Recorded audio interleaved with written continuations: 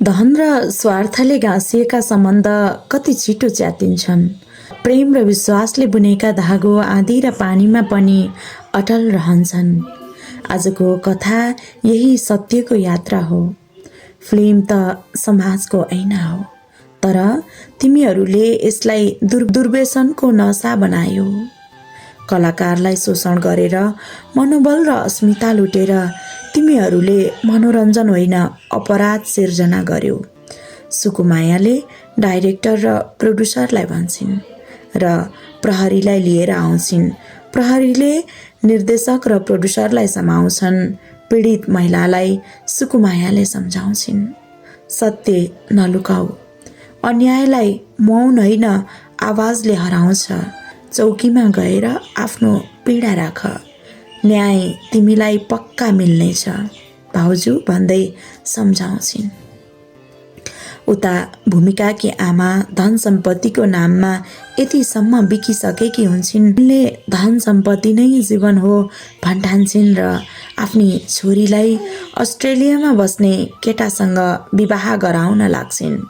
छोरीलाई सम्झाउँछिन्, अस्ट्रेलिया बस्ने केटासँग विवाह गर्यो भने उसको सारा सम्पत्ति हाम्रो भागमा आउँछ र लोभमा फसेर आफ्नै छोरीलाई आफूदेखि टाढा पठाउने निर्णय गर्छिन्। भूमिकाका बुबाले भन्नुहुन्छ, भूमिकाकी आमालाई सम्पत्ति भनेको सुखको बिउ होइन, बिहे धनको व्यापार होइन, विश्वासको धरोहर हो।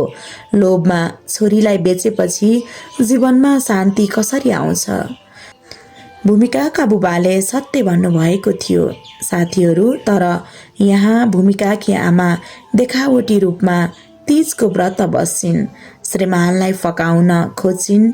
भूमिकाका बुबा माया व्रतले होइन व्यवहारले सिद्ध हुन्छ, देखावटी भक्तिले सम्बन्ध अटल हुँदैन भन्दै सम्झाउनुहुन्छ र अन्तमा भोलि सम्बन्ध बिग्रियो भने मेरो नाम कहिले पनि आउने छैन। यदि तिमीहरू जिद्दी नै गर्छौ भने ठिकै छ, विवाह गरौँ र पछि केही भयो भने मलाई नभन्नु भन्दै त्यहाँबाट जानुहुन्छ। उता भुन्टी मायालु स्वरमा, बुढा तपाईँ मेरो जीवनको उज्यालो दियो हुनुहुन्छ, तपाईँको दीर्घ आयुको कामना गर्दै मैले यो व्रत बसेकी हुँ। मेरो हृदय तपाईँ बाहेक अरू कसैको लागि धड्कँदैन। भूपेन्द्र हात समाउँदै, अब मेरो हात खाली छ, बाँकी खर्च तिम्रो गहना राखेर बेहोर्नुपर्छ भुन्टु भन्दै भुन्टीका शब्दहरूलाई टार्न थाल्छन्। भुन्टी नबोलिकन घुसेमुन्टो लगाएर मनमनै भन्न थाल्छिन्, अब के गर्ने होला, गहना त मैले पहिला नै बेचिसकेँ। भूपेन्द्रले घचघचाएर सोध्न थाल्छन्, भुन्टी तिमी किन बोल्दिनौ? बोल न, मैले तिमीलाई सोधेको प्रश्नको जवाफ देऊ न, गहना कहाँ छ? म त्यो गहना बेचेर मैले एक्सिडेन्ट गराएको बिरामीको उपचार खर्च गर्नु छ, उसलाई घर पठाउनु छ। केही सिप लाग्दैन। भुन्टी झसङ्ग हुन्छन् र भन्छन्, मैले विवाहमा पाएका घर गहना पहिला नै बेचेर आमाको उपचारमा लगाइसकेको छु। जुन दिन तपाईँ मसँग बोल्नुहुन्न थियो, मैले आमाको उपचारको लागि पैसा मागेको थिएँ। त्यो दिन तपाईँले मलाई भूमिका नानीको घटनाले आरोपहरू लगाएर मसँग रिसाउनु भएको थियो। त्यो बेला मैले कसैसँग पनि मुख खोल्न पाइनँ र मैले सबै गहना लगेर आमाको उपचार खर्चमा बिहोरिदिएँ। भुन्टीले भन्छन्, यो बलिदान मैले आमाको जीवनको लागि गरेकी हुँ।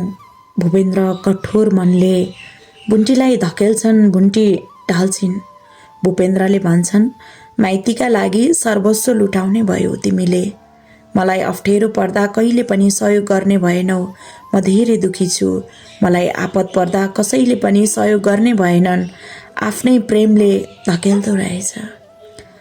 साथीहरू, यो कथा केवल भुन्टी र भूपेन्द्रको होइन, यो कथा हाम्रो समाजको छाया हो जहाँ धन र लोभले सम्बन्धलाई कमजोर बनाउँछ, तर सच्चा प्रेम, विश्वास र त्यागले मात्र जीवनका आँधी तुफान पार गर्न सकिन्छ। फिल्म होस् या जीवन, सकारात्मक सोच, असली आचरण र निस्वार्थ प्रेमले मात्र समाजलाई उज्यालो दिन सक्छ। प्रिय दर्शकहरू, तपाईहरूलाई के लाग्छ? सम्बन्धलाई टिकाउने शक्ति धन हो कि विश्वास, लोभ हो कि प्रेम? तपाईहरूको विचार तल कमेन्टमा लेखिदिनुहोस् र भिडियो मन परेमा लाइक शेयर गर्नुहोस्। हाम्रो युट्युब च्यानल सब्स्क्राइब गरेर साथ दिनुहोस् कि तपाईहरूको समर्थन नै हाम्रो लागि नयाँ सिर्जनाको प्रेरणा हो। धन्यवाद।